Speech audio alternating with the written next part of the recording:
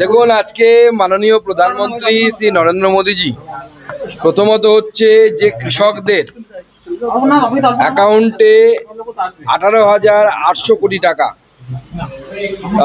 যে বিভিন্ন কৃষকদের অ্যাকাউন্টে পাঠালেন এবং কৃষক সম্মান নিধির একটি 23তম যে ইনস্টলমেন্ট, সেই 23তম ইনস্টলমেন্ট সমস্ত কৃষকদের হাতে ওনার বটন দাবানোর মধ্য দিয়ে পৌঁছে গেল।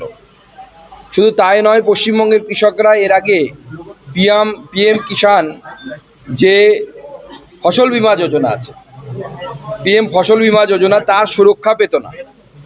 সেই পিএম অর্থাৎ ফসল বীমা যোজনা, সেই ফসল বীমা যোজনার আওতায় আগামী দিনে পশ্চিমবঙ্গের কৃষকরা চলে এলেন। দেখুন, তৃণমূল কংগ্রেসের এখনো কিছু লোক গুন্ডামি মস্তানি করছে। তারা ভাবছে যে এখনো বুঝি দিদির আমল চলছে। এখন কিন্তু দিদির আমল চলছে না, এবং তারা ভাবছেন যে এইভাবে যে আগের মতোই গুন্ডামি মস্তানি করব। তাদের বুঝতে হবে যে পশ্চিমবঙ্গে এখন আইনের শাসন চলছে এবং আইন উপযুক্ত ব্যবস্থা নেবে।